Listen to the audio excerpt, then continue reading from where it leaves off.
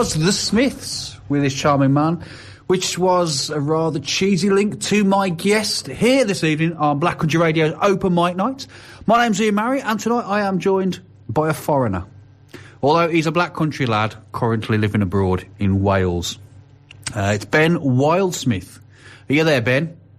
I am here, yeah. How are you doing, sir? I need to correct the record, though. Yeah, go on. I'm a Brummie. A Brummie. And I hate the Smiths. And you hate the Smiths. That's a shame, because like the rest of the show is going to be all the Smiths then. Yeah, Brummie, but you spent quite a lot of time in the Black Country before you emigrated. 20 years. I was found in a reed basket on the cut. Down in Neverton. So in Cardiff, I understand now. Yeah, in the diff. Yeah, it's a blast here. I make no comment. The only thing I really know about Cardiff is where they filmed Doctor Who. Yeah, they do. There's a tribute to one of the I've never seen much Doctor Who, but there's like a shrine for one of the characters down at the bay there, where people kind of leave flowers and stuff. It's emotional, if you like it. It's not quite John Lennon at Central Park, though, really, is it? Well, it's our version.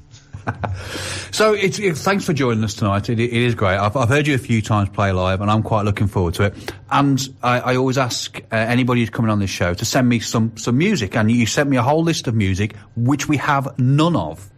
So I've had to sort of move it around a little. We've got some of the artists you've chosen. What I really got, though, was I get a feeling that the artists you've chosen possibly influence your music a little bit.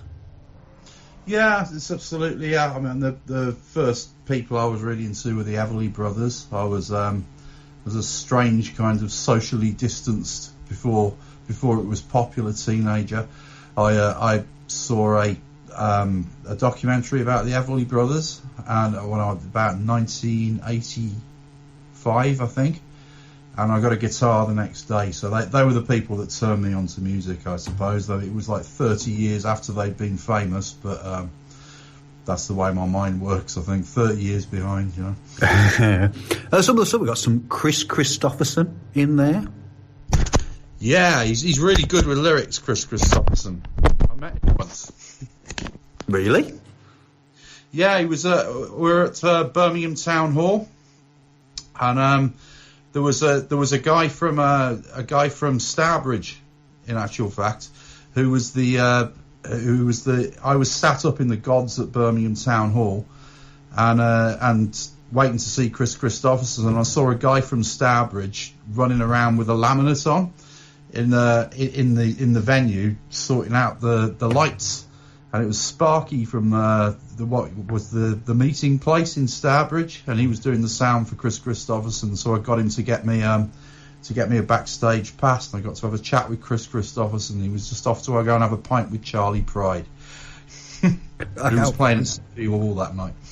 I wasn't expecting that. A few others you put in there. Some names that I remember. I know some that I've never heard of. John Prine, of course, is a bit of a legend, to say the least.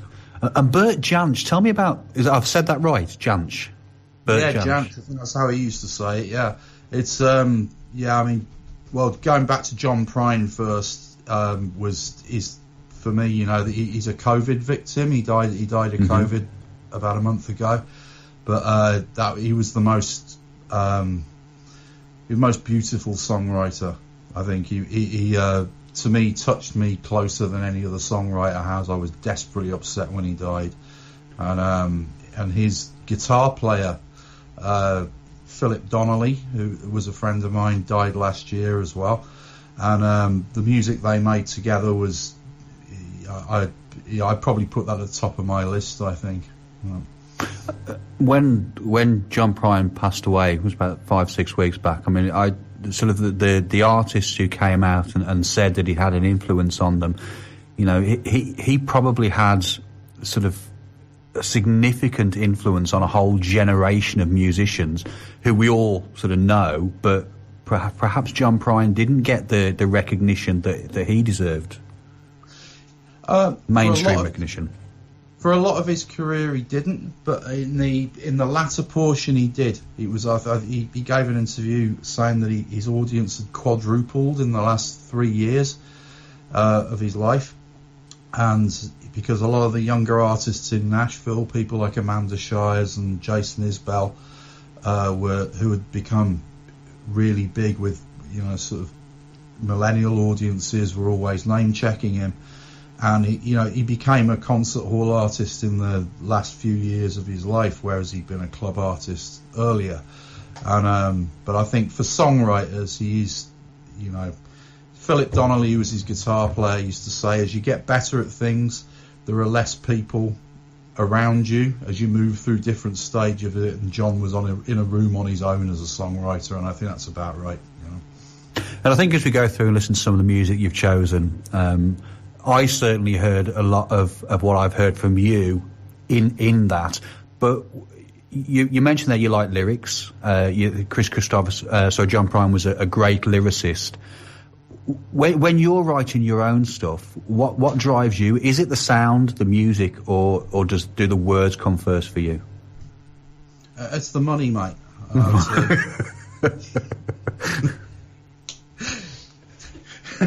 Right, we'll talk about your riches shortly. It'll be a long conversation, long drawn-out conversation.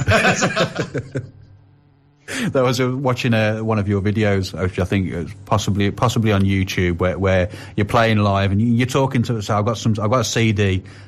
Please buy them. I'm broke. I thought, yeah, that's a way to sell a CD.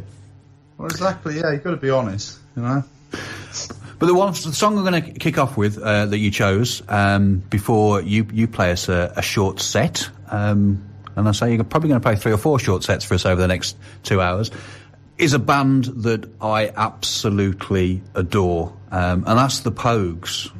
I think that individually and collectively they are genius.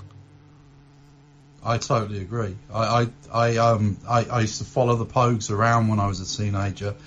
Used to bunk off school to go to London to see them, and steal money off my mother to go to London to see them. It was Shane MacGowan was my poet when I was growing up. And when you I was ragging you a bit about Morrissey. It's not my fault that your poet has turned out to be a fascist and my hasn't. But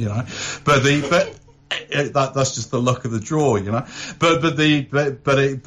sort of stood for everything I believed in, and I promised to see the Pogues 25 times. I think when I was a kid, I used to go anywhere I could go to see him. And again, such a clever man when it comes to writing words, and when you consider the state that he was in most of the time.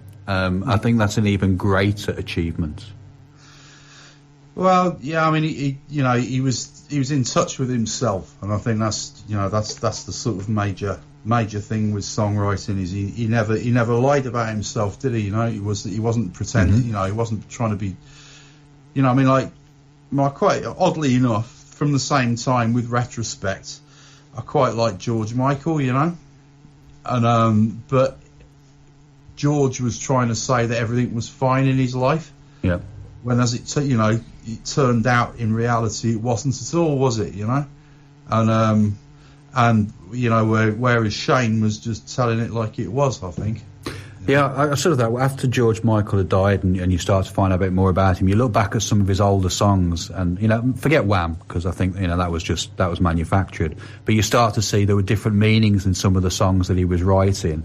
And he was sort of saying it, but not saying it at the same time. Whereas Shane MacGowan was just saying, look, this is who I am, this is what I do, this is what I'm about, and laid it all bare. And you asked for a song, If I Should Fall from the Grace of God, which we don't have. Okay. But that album that came from, you think the Pogues had already made it by that time. They'd already had, the likes of Rump Sodomy and The Lash. They were a known and established band. And then they came out and started putting songs on that album about the Birmingham Six and the Guildford Four. Yeah. At a time in this country when, it wasn't really cool to be supporting that sort of cause. I remember going and seeing the Pogues in Birmingham around that time, and at the NEC, and you had to get the train from New Street, and you and I had the idea of how incendiary it was. The police were there on the platform of the station taking alcohol off people to get on the train to the NEC, confiscating alcohol off them. And then when we got into the venues, I was 16 at this point, I think, and you got into the venue to see the Pogues, there were people burning Union Jacks in there, you know, inside the NEC. It was my kind of radical upbringing that I'd had via my grandfather. This appealed like no one's business, as you can imagine. Mm-hmm. You know, it was like it was the ultimate escape from suburbia, I think. The Pogues certainly did that. And Sally Macklin then, I've nearly said that right, is what we're going to play up next. And after that, you're going to get your guitar out and you're going to give us 15-20 minutes of music. Black Country Radio. This is an important update from the government about coronavirus symptoms and testing. If you have any one of the following symptoms: a high temperature, a new continuous cough, loss of taste or smell, you can now get tested. Do not leave home for any reason other than to get tested. Find out how to get a test and how long to isolate at nhs.uk/coronavirus. Stay alert. Control the virus. Save lives. This is an important update from the government about coronavirus symptoms and testing. If you have any one of the following symptoms: a high temperature, a new continuous cough, loss of taste or smell, you can now get tested. Do not leave home for any reason other than to get tested. Find out how to get a test and how long to isolate at nhs.uk/coronavirus. Stay alert. Control the virus. Save lives. Black Country Radio.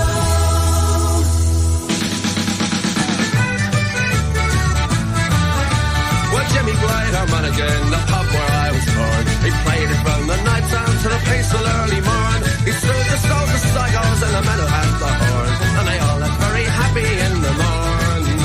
But Jimmy didn't like his place in this world of ours, where the elephant man brought storming his next and he had too many powers. So I started to see the grieving of the people that I'm leaving, and he took the road for God knows in the morning. We walked into the station in the rain. We kissed him as we put him on the train, and we sang him a song of times long gone, though we knew that we'd be seeing him again. Sad to say I must be on my way, so buy me beer and whiskey cause I'm going far away. I'd like to think I'll be returning when I can to the greatest little boozer and to Sally Macklin. The years went by and times have changed, I grew to be a man. I learned to love the virtues of Sid Sally Macklin. I took the cheers and drank the beers and crawled back home and dawn. I ended up a barman in the morning. I pried the pump and took the hump and watered whiskey down, and talked the booze and horses to the men and drank the brown. I heard the say that Jimmy's making money far away, and some people left for heaven without warning. We walked into the station in the rain. We kissed him as we put him on the train, and we sang them a song of times long gone, though we knew that we'd be seeing them again. I'm sad to say I must be on my way, so buy me beer and whiskey cause I'm going far away. I'd like to think I'll be returning when I can to the greatest little boozer and to Sally Macklin. When Jimmy came back home he was surprised that they were gone. He asked me all the details of the train that they went on. Some people they are scared to cross, but Jimmy drank until he choked. Took the road for heaven in the morning. We walked into the station in the rain, and we kissed him as we put him on the train, and we sang him a song of times long gone, though we knew that we'd be seeing him again. I'm sad to say I must be on my way, so buy me beer and whiskey cause I'm gone far away. I'd like to think I'll be returning when I can to the greatest little boozer and to Sally Macklin.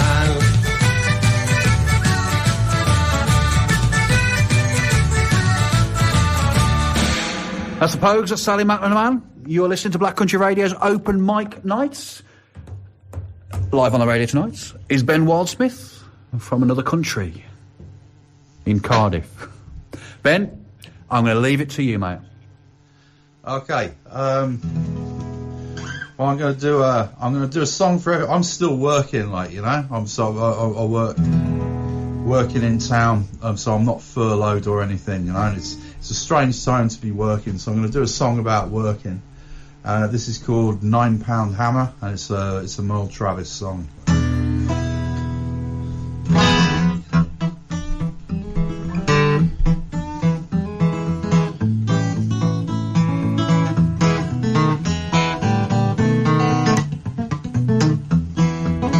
This £9 hammer is a little too heavy for my size, honey, for my size. Going on a mountain for to fetch my baby, and ain't coming back. No, I ain't coming back. Roll on, buddy, pull a load of coal. How can I roll when the wheels won't go? Roll on, buddy, don't you roll so slow. How can I roll when the wheels won't go? Well, it's a long way to Harlem, a long way to Hazard, just to get a little brew, just to get a little brew. Been working for Jesus, I've been working for the devil. Been working for you, God knows I've been working for you.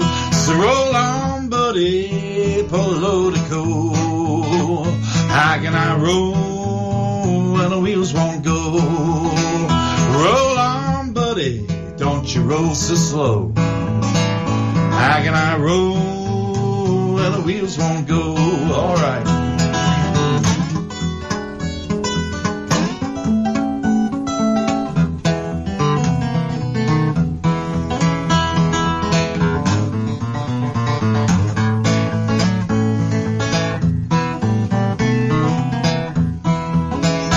When I die, I'm gonna need a tombstone. Need a tombstone, honey, when I'm gone. When I die, you better make that tombstone out of number 9 coal. Out of number 9 coal. Roll on, buddy, pull a load of coal.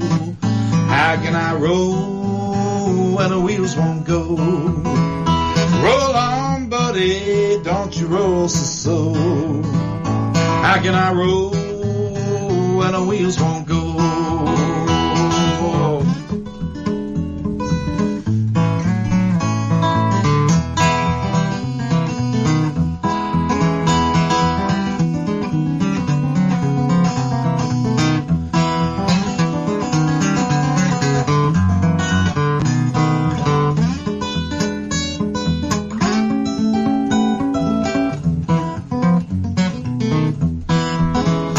When I die, better make a tombstone. Make a tombstone for me when I go. When I die, I'm gonna need a tombstone. Gonna need a tombstone, honey, when I go. So roll on, buddy, pull a load of coal. How can I roll when the wheels won't go? Roll on, buddy, don't you roll so slow. How can I roll when the wheels won't go?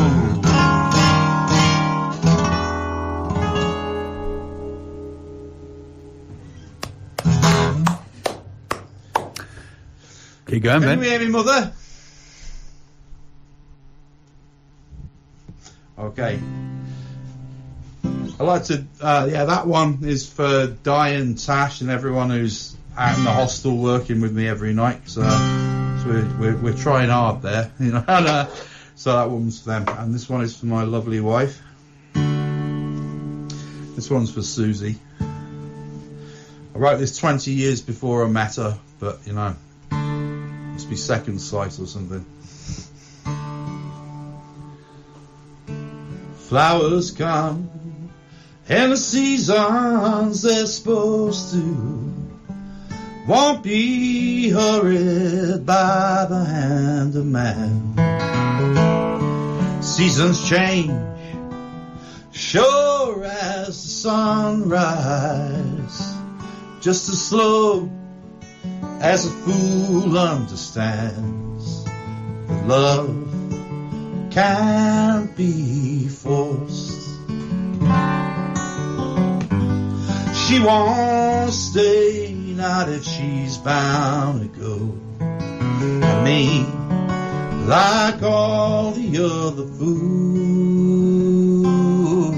I'm pulling the strokes that I know. Flowers and chocolates, 7 types of spice, rolling over cold when she says that I'm too nice. And it's straining my ears to try to catch the tune to a song that I could never sing and never really knew. Yeah, but love can't be forced. She won't stay, not if she's bound to go. But me, like all the other fools, I'm pulling the strokes that I know.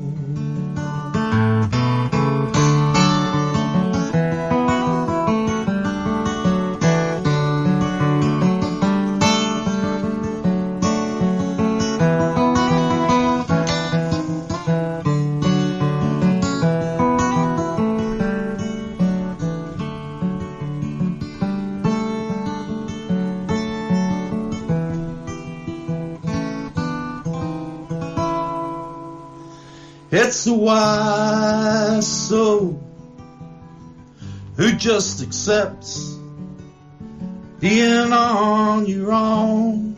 That ain't the same as loneliness. So tend your strip of land, to yourself be true. Wait upon the harvest and your love will come to you. But love can be forced.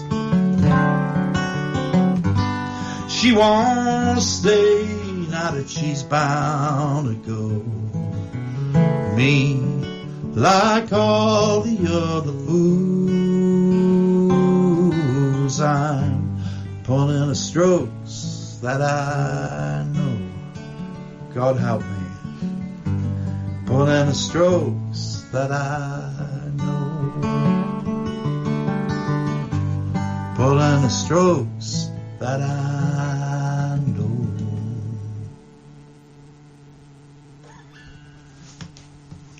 Okay. Right, I grew up in Solihull, which is a place that I characterise as a great place to come from, you know, but a dreadful place to go to.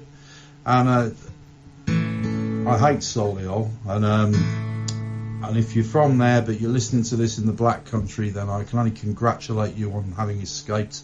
It is the centre of cultural death in the entirety of the UK, and if a nuclear bomb ever falls, like John Betjeman said, I hope Stroud and Solihull get hit first. And this is a Steve Earle song which expresses those sentiments.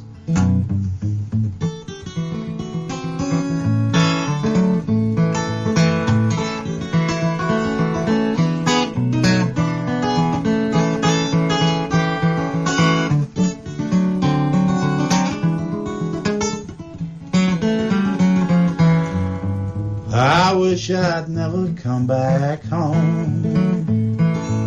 I don't feel right since I've been home. I can't find any of my old friends hanging round. There won't nothing bring it down like your hometown. I spent some time in New Orleans. I had to live on rice and beans. And I hitched to Texas when the sun was beating down. There won't nothing bring you down like your hometown. Home is where the heart is, ain't that what they always say? My heart lies in broken pieces scattered along the way. Don't think about me when I'm gone. I don't mind traveling alone. You are the sweetest little thing I've ever found. There won't nothing bring you down like your hometown.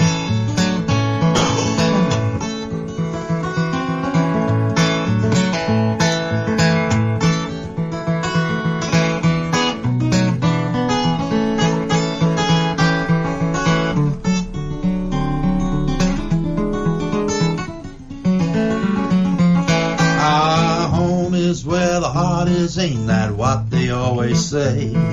My heart lies in broken pieces scattered along the way. Don't think about me when I'm gone. I don't mind traveling alone. You are the sweetest little thing I've ever found. There won't nothing bring you down. There won't nothing bring you down. Oh, nothing bring you down like your hometown. It's Ben Wildsmith here on Black Country Radio, our open mic night, live from Cardiff, with an ode to Solihull. Yeah, I've been to worse places. Really? Where? No, because I was lying. I was just trying to be nice to our neighbours. Coastal, possibly. So, Everly Brothers. You mentioned the Everly Brothers. You found them after the Everly Brothers had really hit the heights. But, really that sort of sound of America in the 50s and 60s, they were a real part of that, weren't they? Yeah, it's like, rock and roll was basically when people talk about the melting pot in America, to me, it was the only time America's ever actually achieved that. All the people who were there from all over the world, you've got like the Scottish and Irish and English people and the Welsh people bringing all that country music, from folk music in Britain. You've got black people bringing African music that sort of transmutes into blues, and you've got the bit that's always overlooked is the Latin rhythms, I think. And when all that came together was in the 50s, and of course the first thing that happened was that the powers that be over there tried to ban it.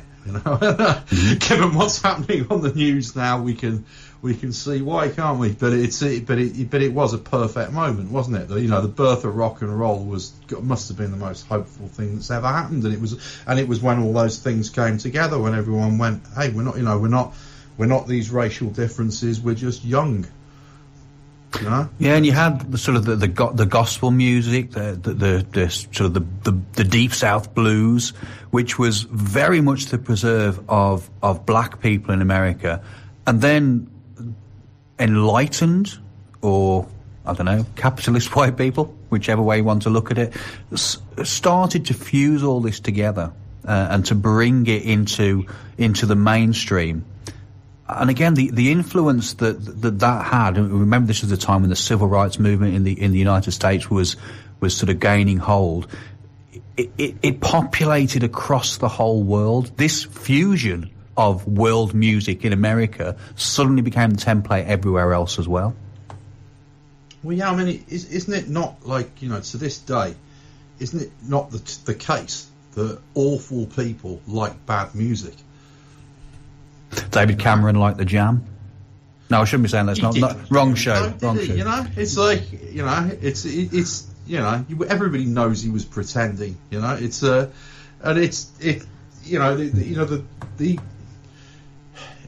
music is always an expression from the heart, and politics rarely allows that, does it? And rock and roll was an expression from the heart in a society whereby you were not allowed to speak from your heart from one person to another because of some artificial divide that politics had set up, but it was more powerful than the divide. And it's unfortunately, it seems that the politics has overtaken us again now, and it's harder to speak to each other with music again now. I think I hope some music comes that allows us to do it, but it doesn't seem to be happening at the moment, does it? It's all got ghettoised again. Yeah, I mean, politics and music, that they sort of come and go a little bit, and in various different sort of different ways. Going back to the American sort of roots, folk politics. I mean, there was certainly, alongside the development of rock and roll, before that you'd had. I've forgotten his name now. I should have started a sentence with about something else. You'll know his name. He left in the 30s. He wandered around the country. Woody Guthrie. Woody Guthrie. Thank you. Okay. Bad radio. Yeah, I mean, people like Woody Guthrie, again, was going around and taking other people's music and making something with it.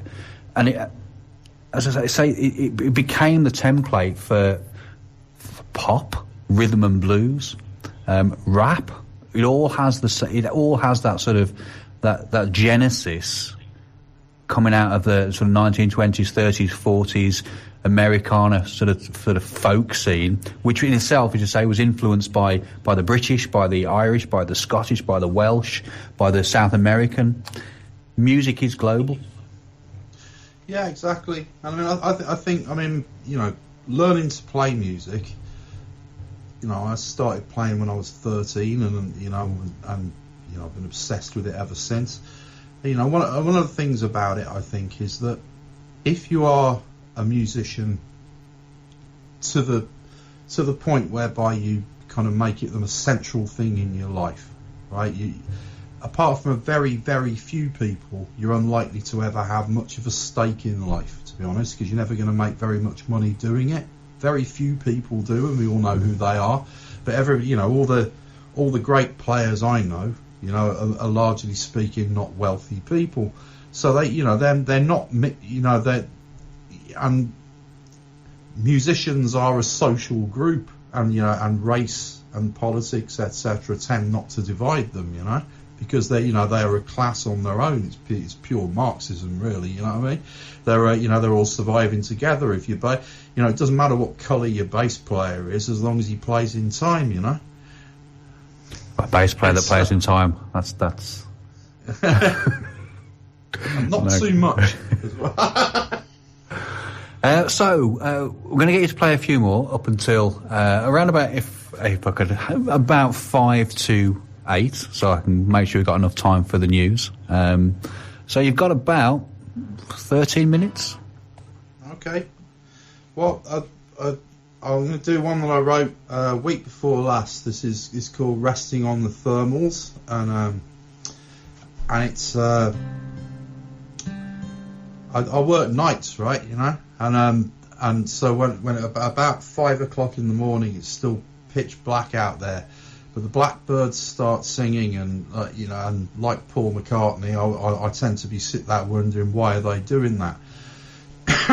And we were looking it up, and apparently one of the reasons they do it, they get up so early to sing, is so that they can rehearse their love song for female blackbirds to get it right, so that they can attract them better. And that just struck me as one of the most fantastic things. Anyway, so I wrote a song about that. And this is called "Resting in the on the Thermals." Right.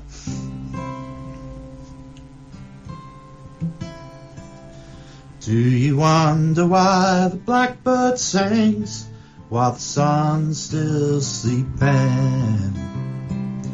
Do you feel his breath upon your dreams while the daylight's creeping?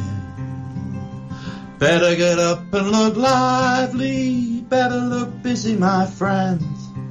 Half your life behind you, here's what makes a blackbird sing. This was made for me, and I will not miss a moment. I sing the sun into the sky and keep him there all day. I fly and do what I must do when I'm good and ready, resting on the thermals when I can along the way. Resting on the thermals when I can along the way.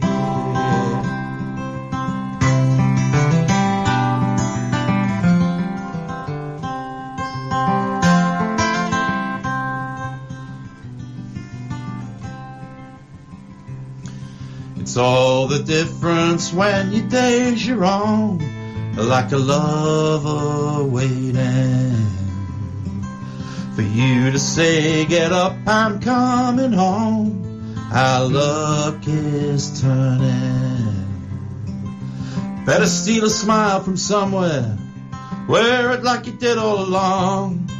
May not be ready, but we're sorry and steady. Now give me that blackbird song.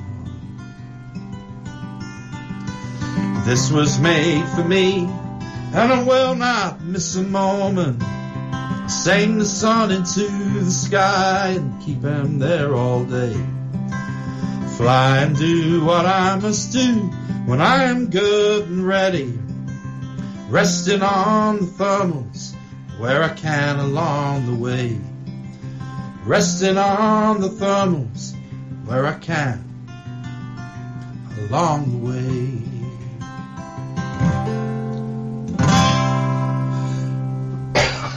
Nice cough there for you. Okay. I'm gonna retune my guitar a little bit now.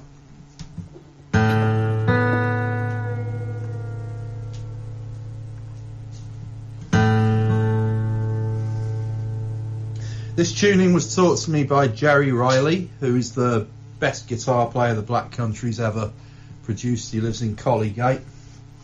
And I played him my version of this song, which was okay, you know, but he just said, tune that string down, it'll be better. And as ever, he was right. This is called Know You Rider.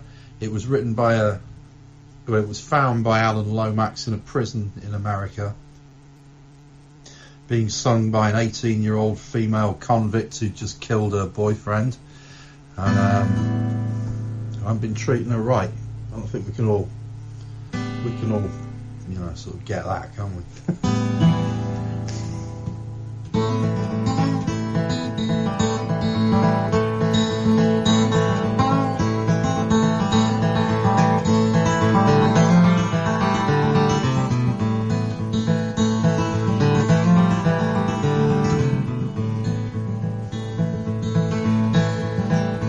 Well, I know you, rider, you're gonna miss me when I'm gone.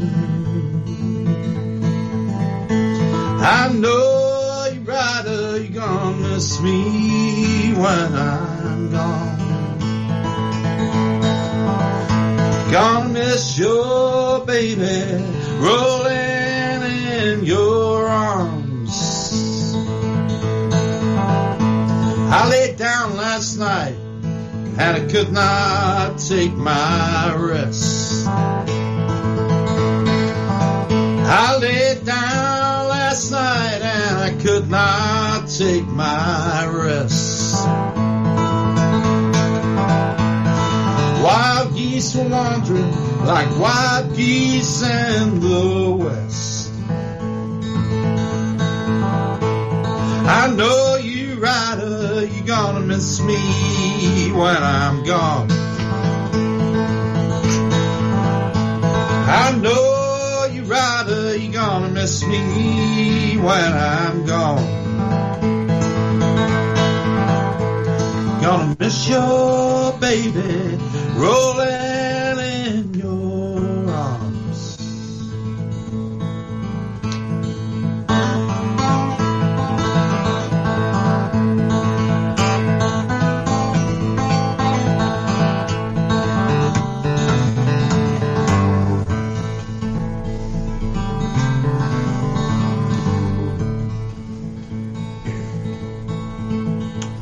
I wish I was ahead on some northbound train. I wish I was a headlight on some northbound train. I'd shine my light in the cold Colorado rain. And I know you, rider, you're gonna miss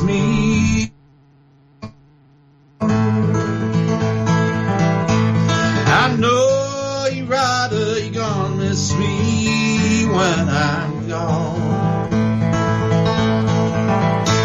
You're gonna miss your baby rolling in your arms. You're gonna miss your baby rolling in your arms.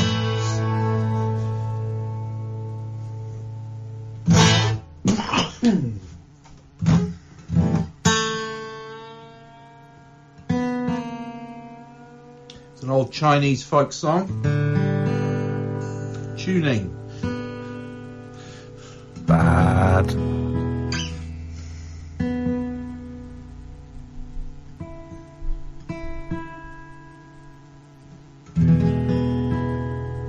Okay.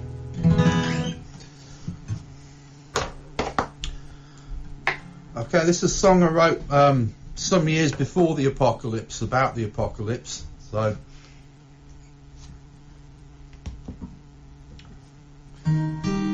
didn't think it was going to come true, but what can you do?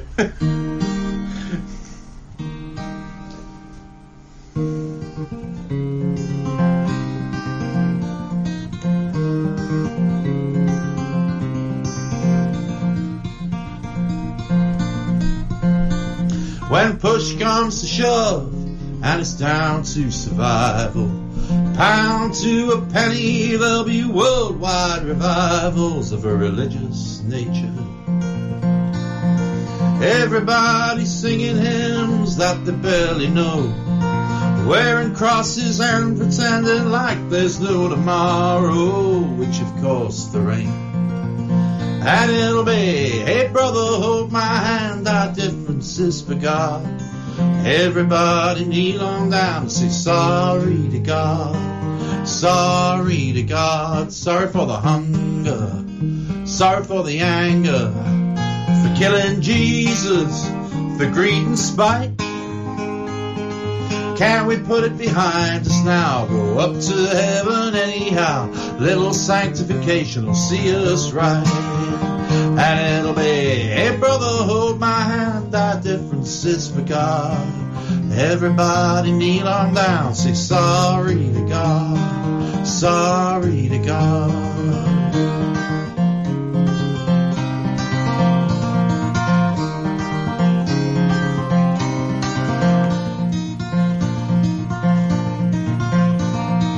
Beggars in the streets will find their cups full of gold. The ostracized will be welcomed back into the fold by their fellow man. Fingers that once pointed will quiver now at fate. Hold their condemnation in case it's not too late, which of course it is. And it'll be, hey brother, hold my hand, our difference is for God. Everybody kneel on down and say sorry to God. Sorry to God, sorry for the hunger, sorry for the anger, for killing Jesus, for greed and spite. Can we put it behind us now? Go up to heaven anyhow. Little sanctification will see us right. And it'll be, hey brother, hold my hand, our difference is for God. Everybody kneel on down and say sorry to God. Sorry to God, sorry to God. It's Ben Wildsmith, ladies and gentlemen, here on Black Country Radio's Black Country Open Mic Night. From his house to yours, or wherever you might be. You could all be outside around the campfire listening to this, to be fair, and you'd be quite at home. You started off that little trio, I think, with one you said that you'd wrote a couple of weeks back. Yeah. Have you been creative in all this? Yeah, I mean, I hadn't written a song for 2 years until this, actually. And I was writing prose, because I've been writing stuff. I got short stories and things, you know. And but I haven't written a song in 2 years. And yeah, but I don't know. I think you just fall back on what you know in times of hardship, don't you? And if this isn't times of hardship, I don't know what is. Yeah, that's for sure. It's for me, the reason why we do this particular show, so we thought live music, it's a goner. We're not going to be able to do live music, social distancing and all that. We can't have people coming in here spitting their songs at us. And we started to see all these people sticking stuff out on Facebook, doing live streams from their garden and sort of various, people just picking up an instrument and doing their thing. And it sort of makes you realise that, in our world, you sort of maybe go and see a few people playing at various gigs, but actually there's a whole load of people out there who can do something. And music, poetry, the arts, it's turned out to be really quite important over the last 2 months. It has, hasn't it? And I think what's kind of paradoxical about it is that technology, which is supposed to be the antithesis of folk music, hasn't it? Yeah, right. But technology has turned us all back into folk musicians. We're all playing for our peers for no money. We're not on stages getting paid for it anymore. Everybody's just playing for the people they happen to know and trying to cheer their day up.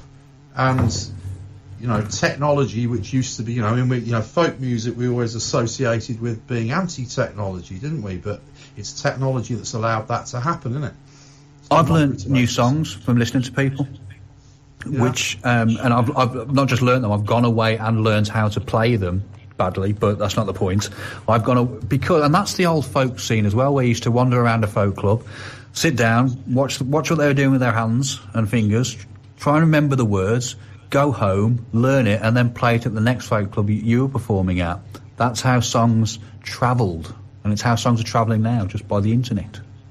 Yeah, absolutely. Yeah, it's brought us back to that in a way. And I think possibly in a way we'd lost. There are upsides to this, this time in history, aren't there? There could well be. Just talked about John Prine earlier, and I don't know where this came from. There's a song he did from his debut album called "Hello" in there. 2 questions. Do you know it, and can you play it? Sadly not. No. That is a shame. It's just, I'd known that song for years without actually knowing it was a John Prine song. I think I've heard many other people sing it. I'm not entirely sure I've ever heard him sing it. I can do one of his for you if you want me to do a John Prine song. I think you could probably do it, as long as it's not the one I'm about to play in the second hour. That'll be fine. Right. What have you got down for the second hour? Bruised Orange. Oh wow, that's a great song. No, it's not that. We'll be coming. I'll do the one. Well, we haven't got time now. You'll have to do it after the news, because we're coming to 8 o'clock. But we are going to play some Everly Brothers. Great. Now, we didn't have the song that you asked for, which I think was Kentucky. Yeah. But because I've got this sort of, this is what I don't do this for a job. I am not a professional disc jockey or anything like that. My inspiration will always be Alan Partridge. Yeah. I think that, if you're going to do this as a hobby, you should have no greater role model. And of course, you got married recently. I think it was as recent as the last year. Give her a shout out. Susie, do you want to come over here? Hi. I knew she was there. Yeah, I knew she was there. So, if the Everly Brothers were going to write a song, what would it be? Wake up, little Susie, innit? Could have told you it was cheesy. Knew it though.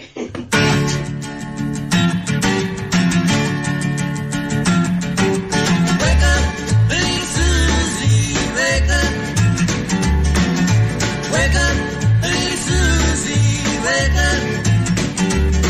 We've both been sound asleep. Wake up, little Susie, and weep. The movie's over, it's 4 o'clock and we're in trouble deep. Wake up, little Susie. Wake up, little Susie. Well, what are we gonna tell your mama? What are we gonna tell your pop?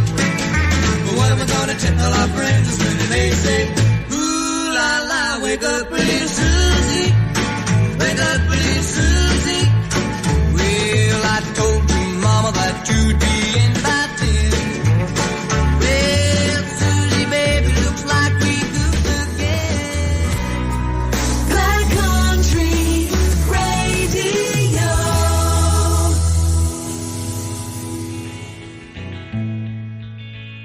My heart's in the ice house, come hill or come valley. Like a long ago Sunday, when I walked through the alley on a cold winter's morning. to a church house just to shovel some snow. I heard sirens on the train track, how naked getting neutered. An altar boy's been hit by a local commuter just from walking with his back turned to the train that was coming so slow. You can gaze out the window, get mad and get madder, throw your hands in the air, say what does it matter, but it don't do no good to get angry, so help me I know. For a heart stained in anger grows a weak and grows bitter, you'll become your own prisoner as you watch yourself sit there wrapped up in a trap of your very own chain of sorrow.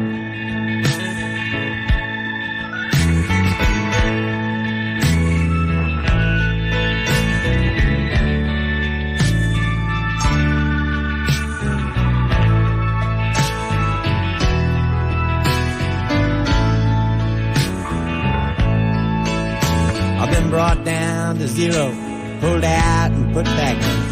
I sat on a park bench, kissed the girl with the black hair, and the head shouted down to my heart, you better look out below.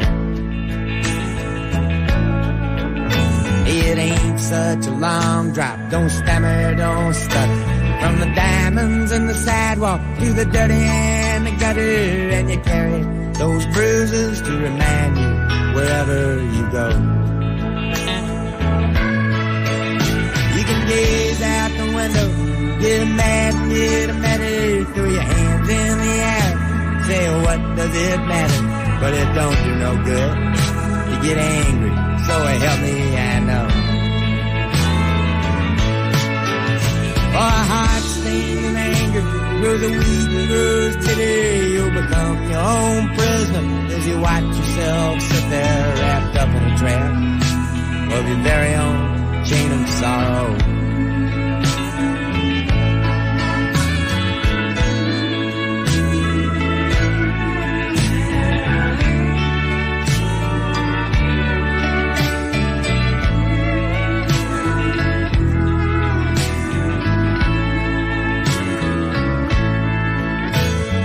Hearts in the ice house, come hill or come down, like a long ago Sunday when I walked through the alley on a cold winter's morning to a church house just to shovel some snow.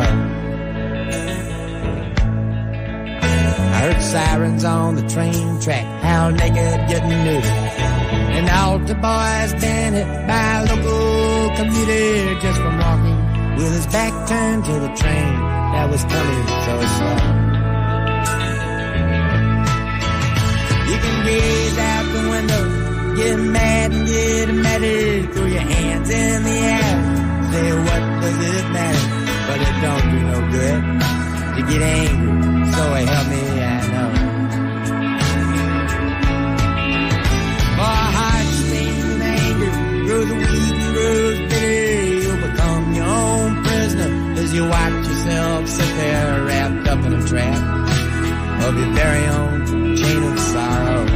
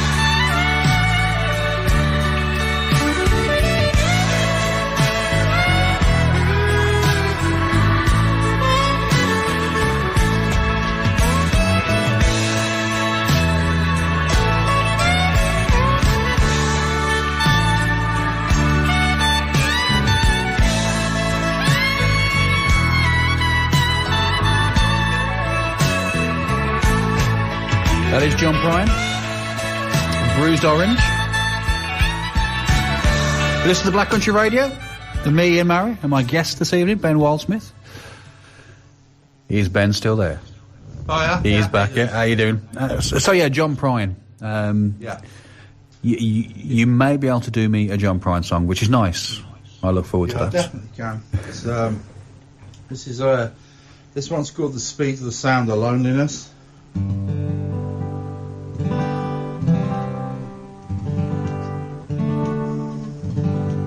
And kind of by accident, I became friends with John Prine's guitar player, and he was there when John Prine wrote this song. And he said that John was wandering around a hotel, where they were staying on tour, and was like sort of in a trance, just walking from room to room whilst these words were going around his head, and Philip described it as being like the midwife to the song. and anyone who goes to open mic nights will know this song from somewhere. I think everybody who hears it, who plays, tries to learn it. So this is my go at it anyway. It's The Speed of the Sound of Loneliness.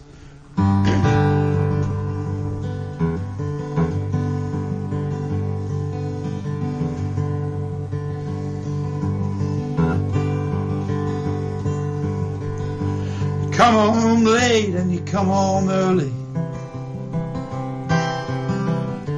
You come on big when you're feeling small. Come on straight and you come home curly. Sometimes you don't come home at all. What in the world's come over you? What in heaven's name have you done? You've broken the speed of the sound of loneliness. You're out there running just to be on the run. Well, I got a heart that burns with a fever. I got a worried and a jealous mind. How can a love that'll last forever get left so far behind? What in the world's come over you? What in heaven's name have you done? Broken the speed of the sound of loneliness. You're out there running just to be on the run.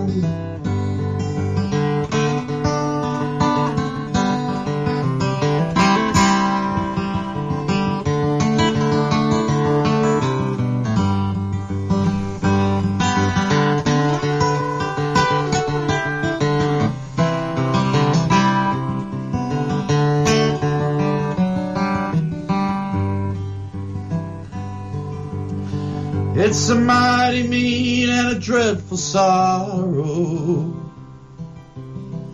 that crossed the evil line today. How can you ask about tomorrow when we ain't got one word to say? What in the world's come over you? What in heaven's name have you done? Broken the speed of the sound of loneliness. You're out there running just to be on the run. What in the world's come over you?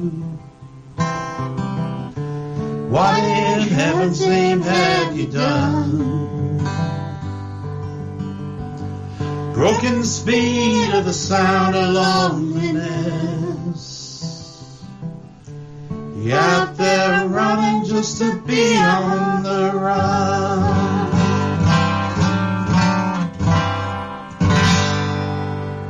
Thank you, Ben and Susie Wildsmith. Well, that's actually it's an effects pedal.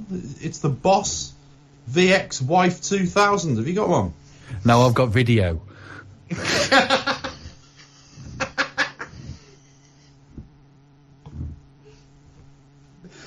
Right, shall I do another one? Oh, please. Okay.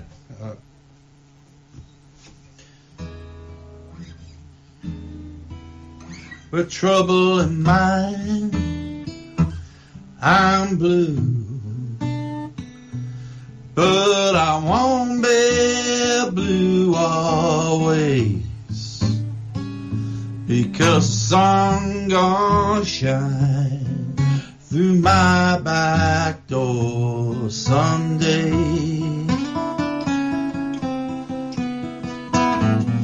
Yeah, I'm gonna lay my head on that lonesome railroad line. Let that 6-5 special just pacify my mind. All trouble in mind, I'm blue, but I won't be blue always. Another sun gonna shine through my back door someday.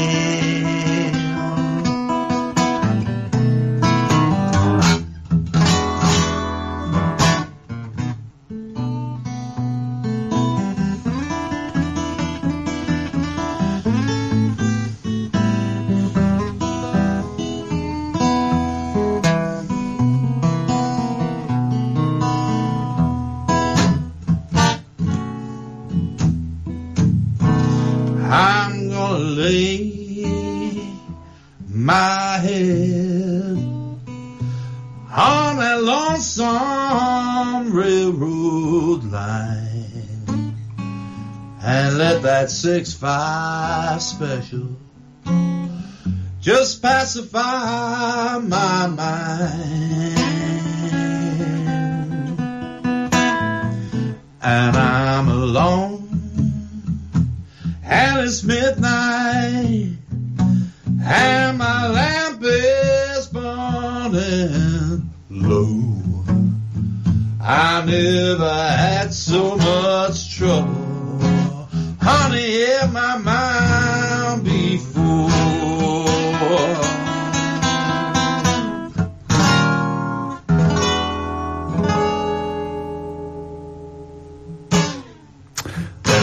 Ben Wildsmith. So, Merle Haggard. Oh, yeah.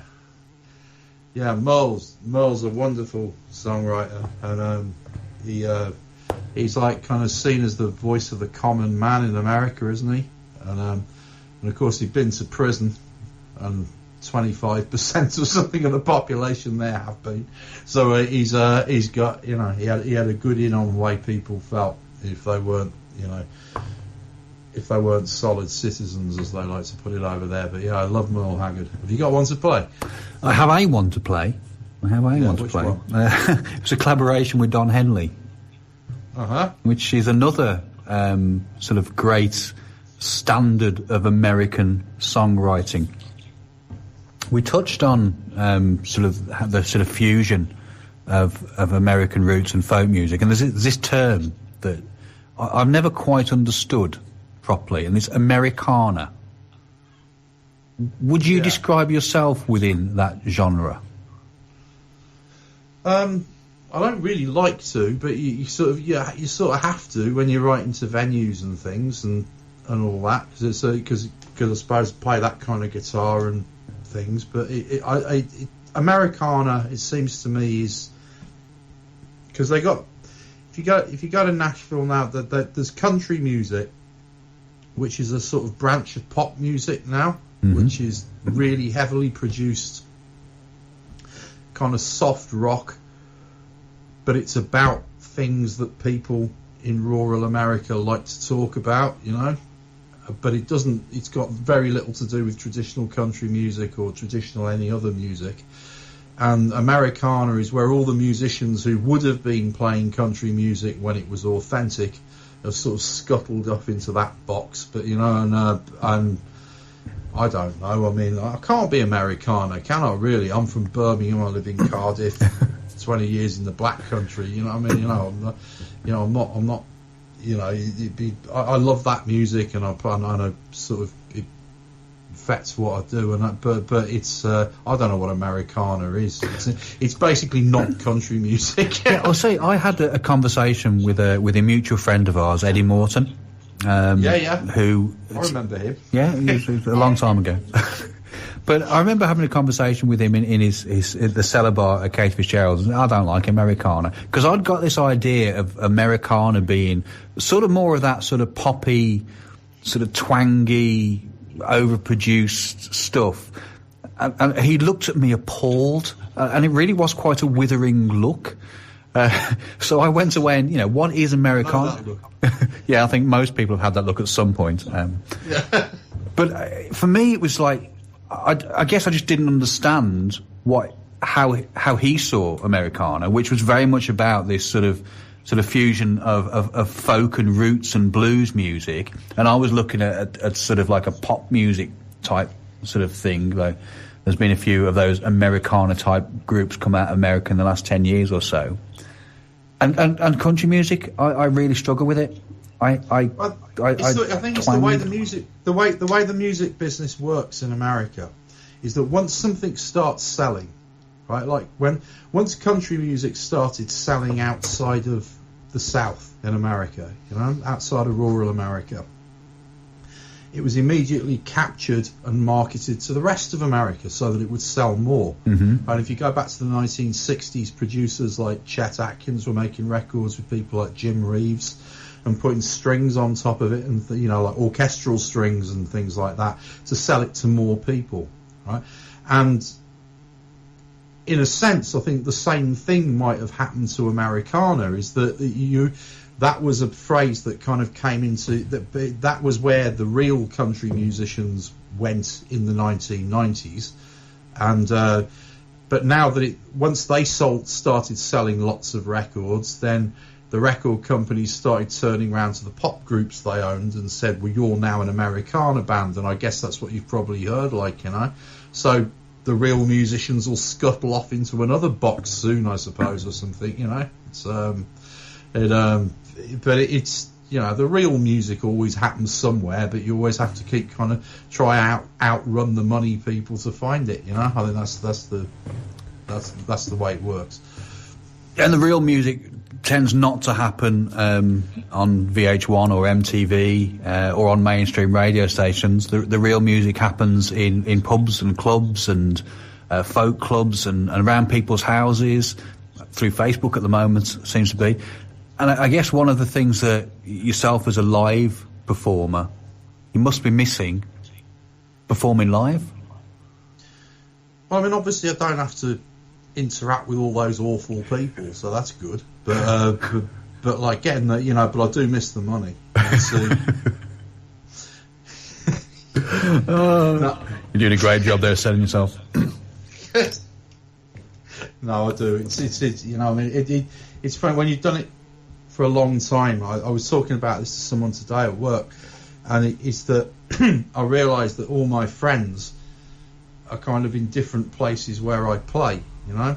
And so we're now in Wales. The lockdown's different from what it is in England. We're only allowed to go 5 miles, you know. And I was trying to work out who I'm allowed to see now. And there's only 3 people within 5 miles of where I live that I know, you know. So, but I'd be so used to going like up and down the country and seeing everybody every few weeks because I was playing somewhere near them. That, you know, yeah. So I am missing it.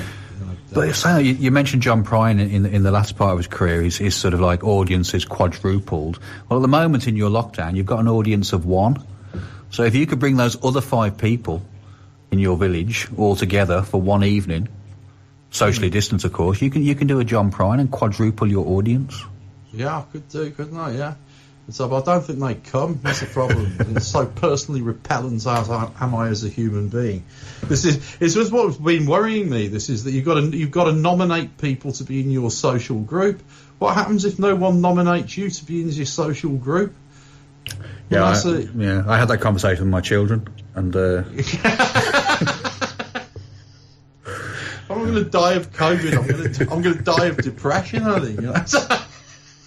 Yeah. So anyway, we're going to take a short break, and then you're going to I'm going to scrap your music that you've chosen and listen to you instead. But we'll give you a couple more choices. So after the news, you can not the news, so the advert. You could have Don Henley and Merle Haggard, Chuck Berry, Bert Jansch, or Chris Christopherson.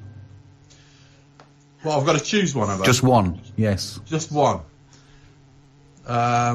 No, he's got Merle Haggard with Don Henley. I hate Don Henley.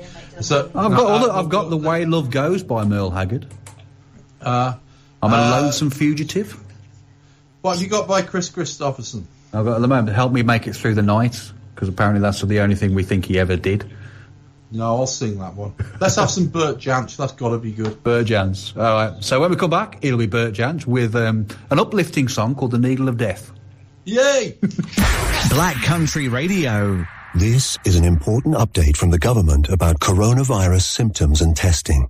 If you have any one of the following symptoms, a high temperature, a new continuous cough, loss of taste or smell, you can now get tested. Do not leave home for any reason other than to get tested. Find out how to get a test and how long to isolate at nhs.uk/coronavirus. Stay alert. Control the virus. Save lives. Sometimes disaster strikes. On the way to work. Or when you get home. KGJ, number 2 Hagley Road, Stourbridge. You can arrange your insurance in person. And if the worst happens, we can help you sort out the paperwork too. Plus, we have the specialist knowledge needed by business owners, landlords, classic car owners, and more. Insurance at KGJ Stourbridge, providing freedom and peace of mind. Black Country Radio.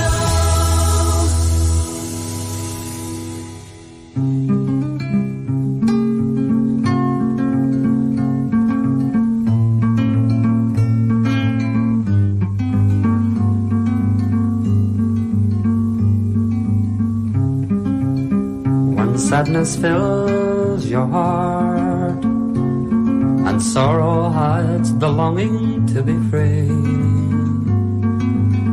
when things go wrong each day, you fix your mind to escape your misery. Your troubled young life had made you turn to a needle of death.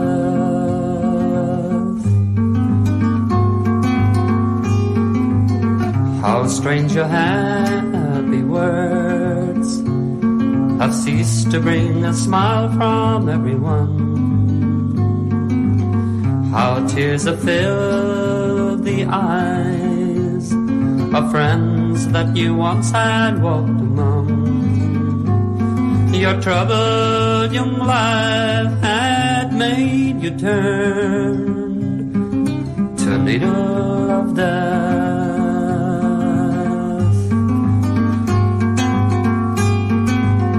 One grain of pure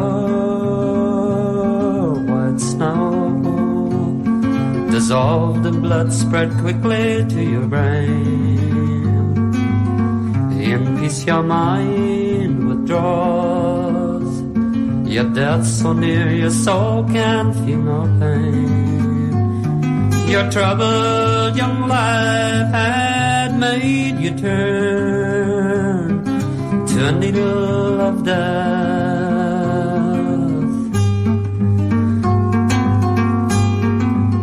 Your mother stands a-crying, while to the earth your body slowly cast.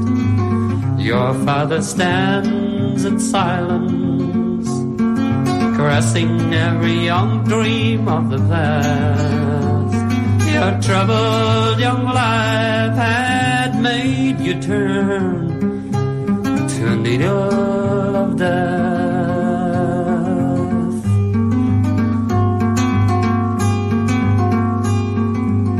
Through ages man's desires to free his mind, to release his very soul, has proved to all who live that death itself is freedom forevermore. And your troubled young life will make you turn to a needle of death.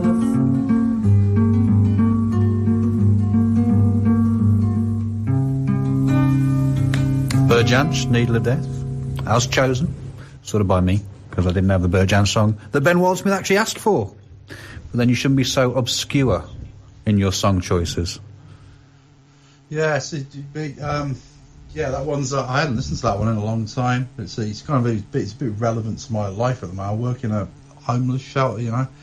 I occasionally have to administer naloxone injections to get people out of overdoses. And it's so I've got a needle of life. Yeah, that's. I used to do that myself with naloxone. It's quite a startling recovery at times. Yeah, so people don't tend to be very happy when they've gone through it, do they?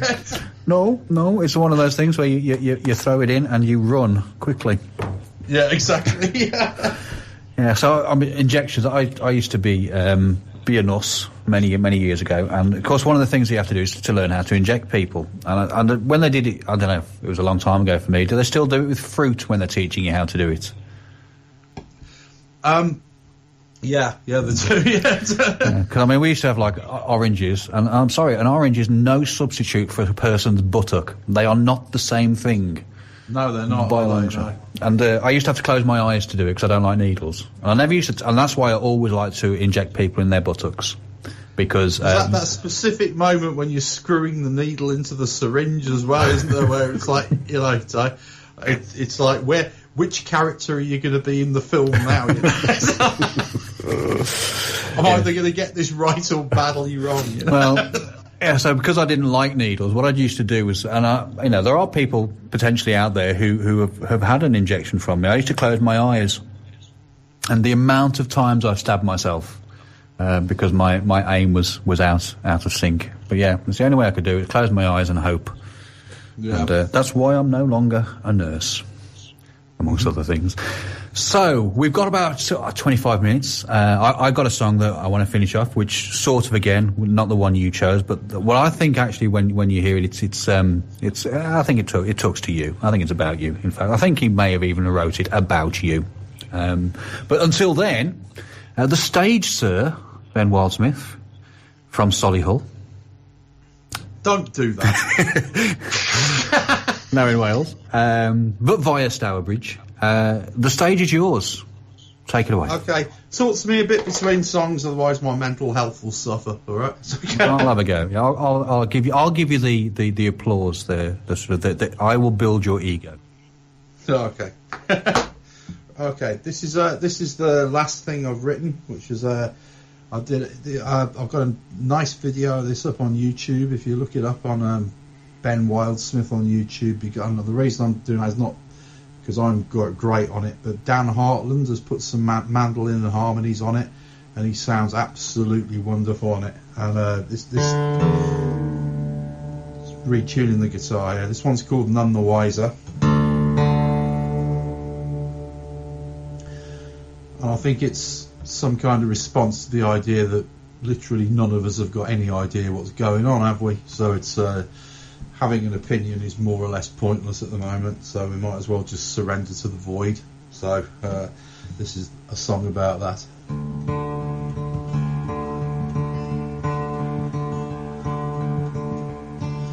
I don't know, you think I would by now. All that schooling, they're still fooling me. It's a wonder how I get along.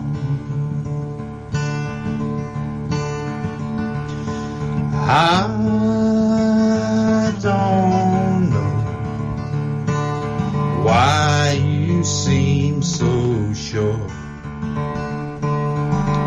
where we're going without knowing what we're going for. I'll come along, and I'm lazy by inclination, and maybe a little slow. Had no idea, and I came here, and I'll be none the wiser when I go. I'll be none the wiser when I go. I don't know. Damn you, Socrates. Wisdom is virtue, bound to desert you when you're on your knees. You'll get along. I don't know my 3 favorite words. Someone's to blame, they're calling your name. Keep on smiling like you never heard, and move along. And I'm lazy by inclination, maybe a little slow.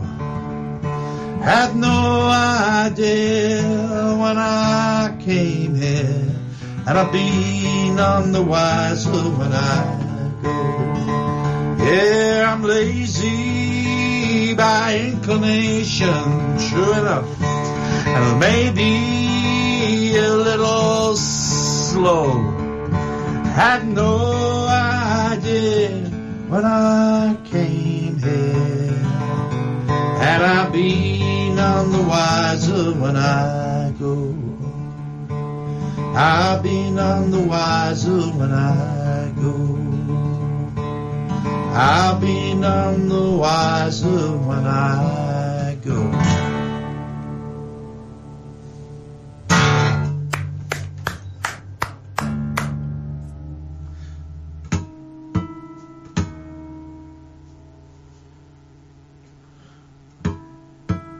We were talking about Merle Haggard earlier.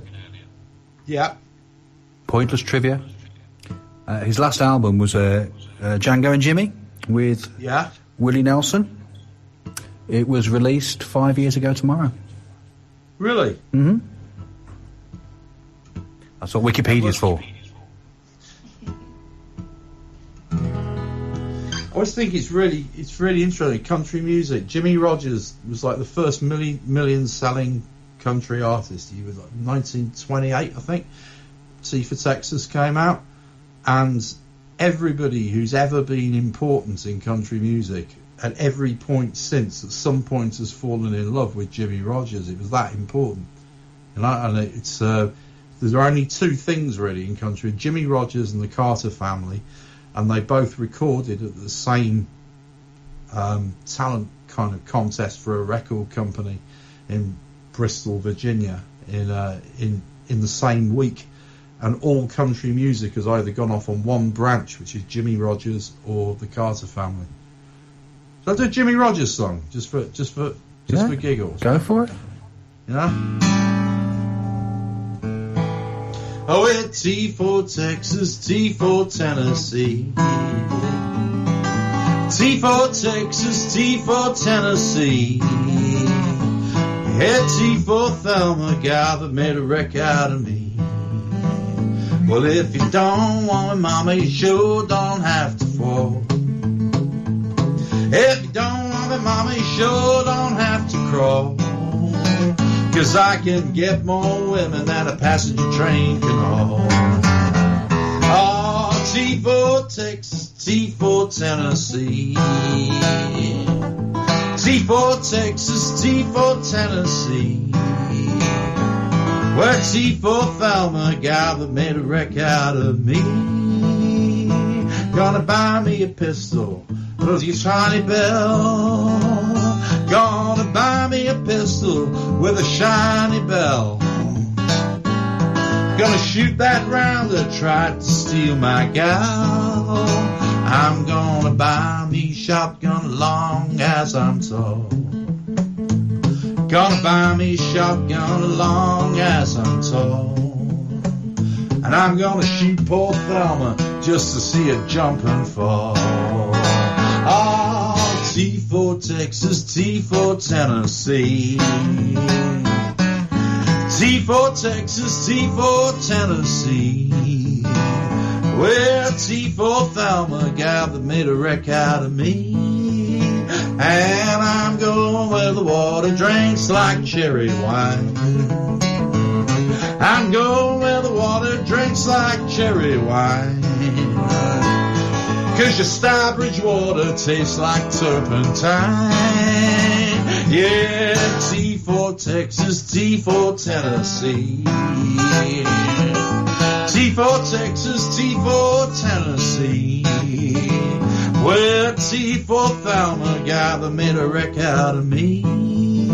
I'd rather drink muddy water, sleep in a hollow log. I'd rather drink muddy water, sleep in a hollow log, than to be in Netherton, treated like a dirty dog. Yeah, T for Texas, T for Tennessee.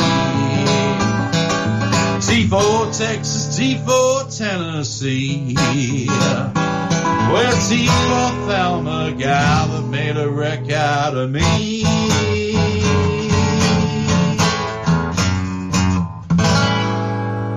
Now, methinks you may have taken some liberties with the words there, sir.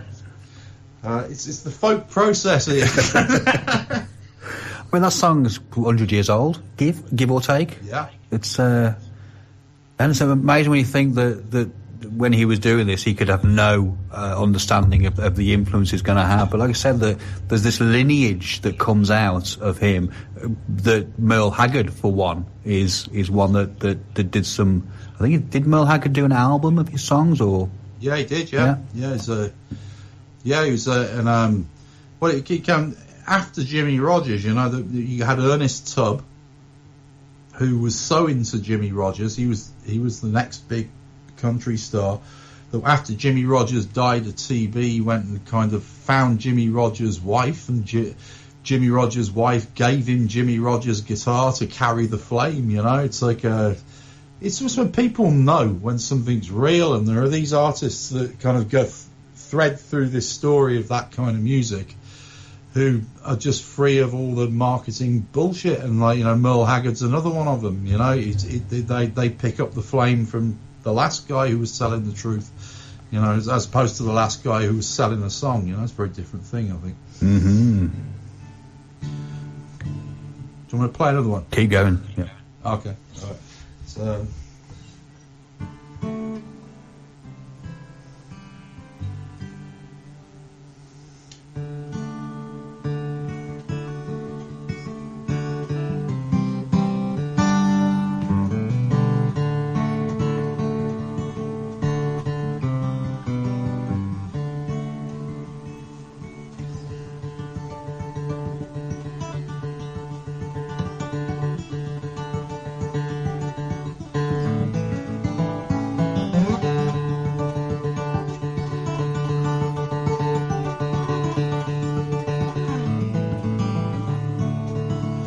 First thing I remember knowing was a lonesome whistle blowing and a young's dream of growing up to ride on a freight train leaving town, not knowing where I'm bound, and no one could change my mind, but Mama tried. One and only rebel child from a family meek and mild, but my mama seemed to know what lay in store. In spite of all my Sunday learning, taught so bad I kept turning until Mama couldn't hold me anymore. And I spent 21 in prison doing life without parole, and no one could steer me right. But Mama tried to raise me better, but a plea denied. Leaves only me to blame, 'cause Mama tried.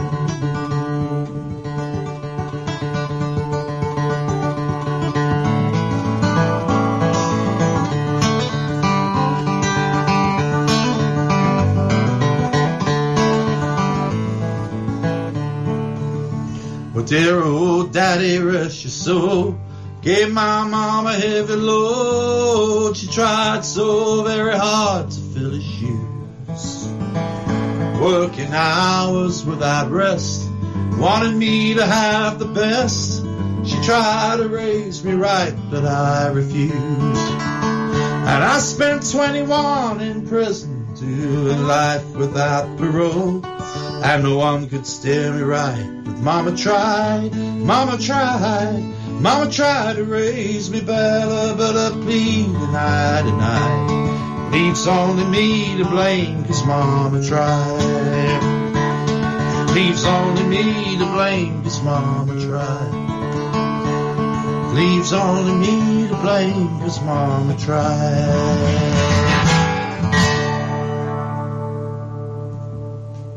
That's a bit of Mo Haggard. Okay. Right, this one is, I'm going to do this one just to excise the last time I was on the radio, which is a traumatic memory for me, and because this one went badly wrong, and it might go badly wrong tonight. This one's called English Pastoral, and it's about people leaving the countryside to come to Birmingham when it all got industrialised, and but for any sort of aspiring performers, I don't recommend that you go on Carl Chin's radio programme and try and be smart about that, because he will cut you down into little pieces. That'll learn you. Yeah. You'd think.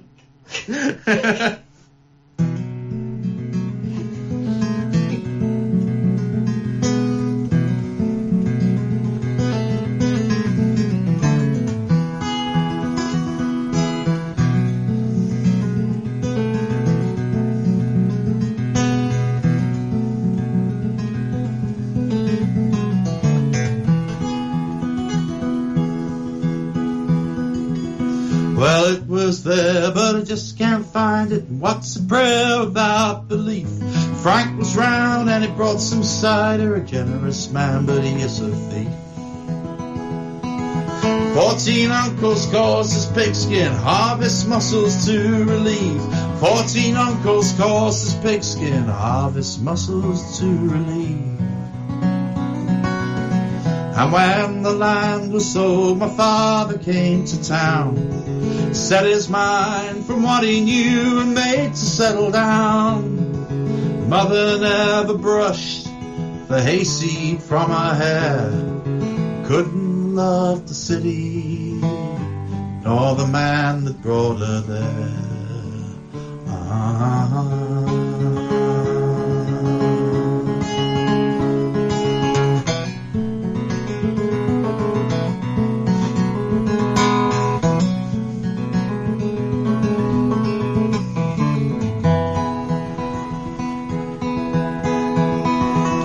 Now Dad got on just fine at the factory, like the graft, and he made good friends. Evenings, weekends, down the allotments, fields enough to make amends.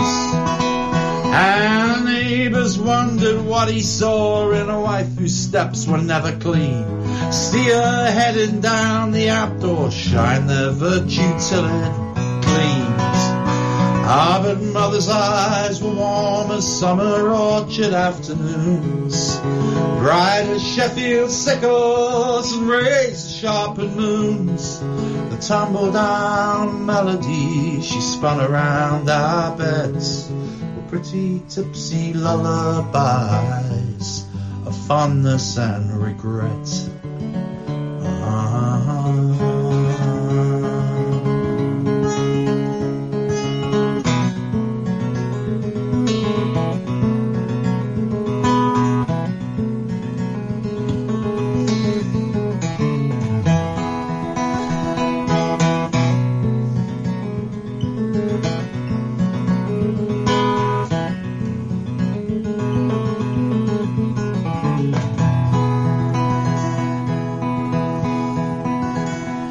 Mother's eyes were warm as summer orchard afternoons, bright as Sheffield sickles and razor-sharpened moons.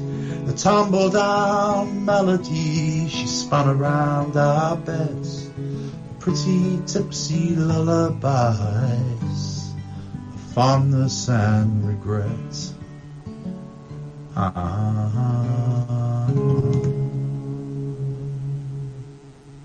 This is Black Country Radio. This is Ben Wildsmith, live from his house to yours.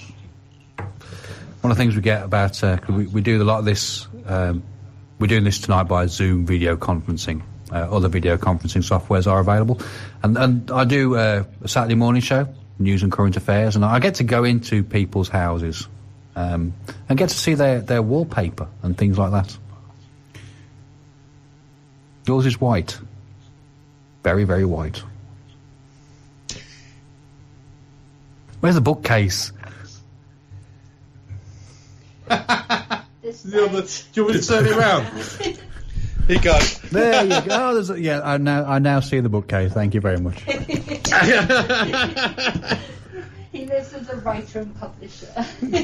So yes, so is it a bookcase of your books, or what sort of book? You know, pick 2 or 3 books. Susie wrote all of those. All of them. That's a big bookcase. Yeah, look up Susie Wilde on Amazon. Just after James Joyce. Okay. Now, sir, you have 7 minutes or so left to play. Not so, 7 minutes. So you either play a rock opera or a couple of short ones. It's up to you. Okay, I'm going to do a song called Gypsy. Oh, can I just rant about the government for 7 minutes? Please, if you can rant about the government for 7 minutes, that's fine. I'll just record it. Don't send your kids to school. Don't send your kids to school. Right. So, okay.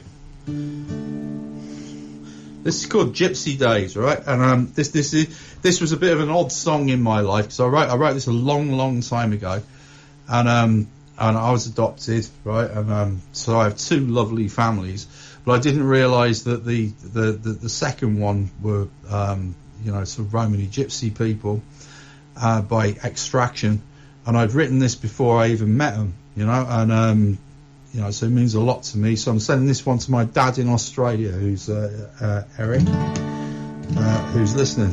So it's called Gypsy Days.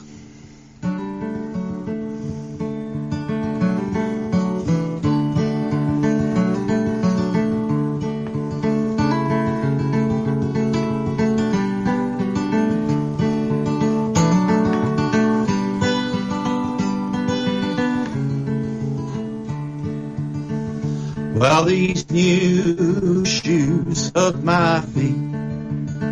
I miss my boots like a mother's teat. I'm wearing a suit and I never thought I would. I'm in bed by midnight, never dreamed I even could. And the times I swore I'd never change my ways,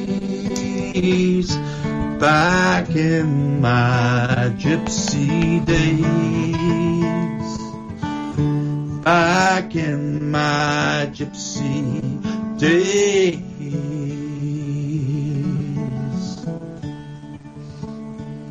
There was me and Vinny and Guy, all tanked underage On Friday nights outside McDonald's for hours we sat, underwhelming girls in our fedora hats. And at times I swore I'd never change my ways. Back in my gypsy days, back in my gypsy days.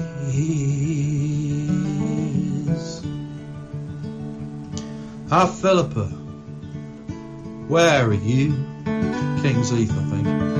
Someone saying yes with something new, all wild and sly and willing and mean, with eyes the size of rabbits full of ephedrine. And at times I swore I'd never change my ways. Back in my gypsy days, back in my gypsy days. And now this fascination at the distance of it all, from the day-to-day la-di-da of clinging to the walls that protect me from the very things I craved. Back in my gypsy days,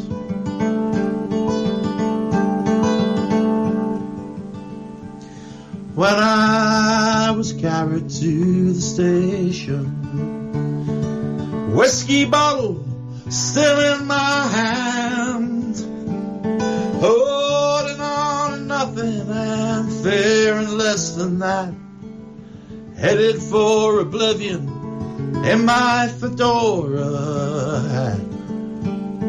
I swore then I'd never change my ways. I'd live out my gypsy days,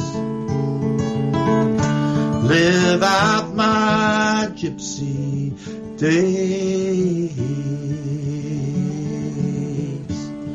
Yeah, I swore then I'd never change my ways, live out my gypsy days, live out my gypsy days.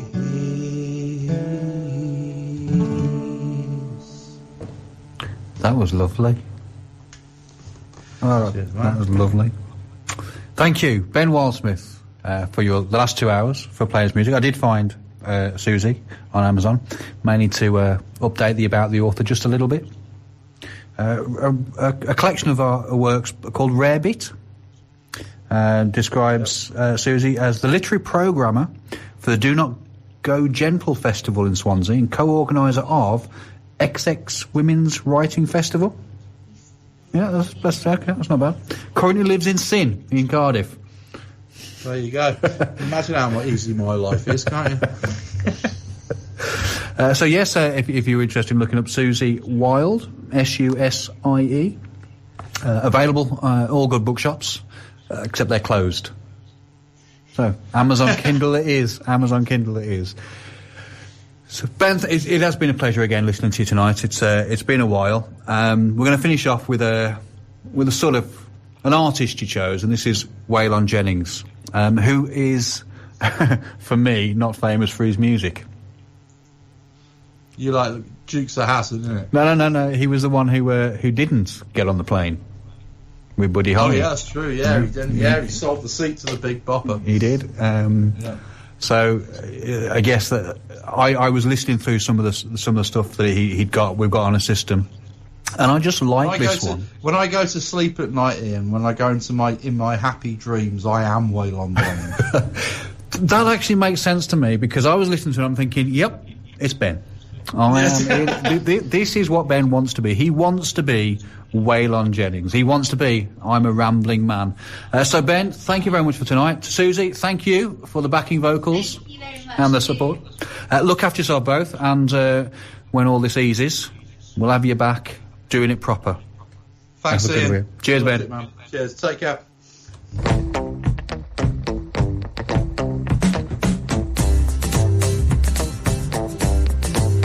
I've been down the Mississippi, down through New Orleans. Yes, I have. I played in California. There ain't too much I haven't seen. No, there ain't. Lord, I'm a rambling man. Don't fool around with a rambling man. Left a girl in West Virginia, up there where that green grass grows. Yes, I did. Got a girl in Cincinnati waiting where the Ohio River flows. Oh, girl, I'm a rambling man. Don't give your heart to a rambling man.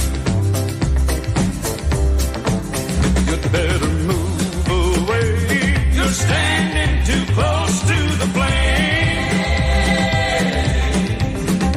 Once I mess with your mind, your little heart won't beat the same. Oh, I'm a rambling man. Don't mess around with any old rambling man. Better not.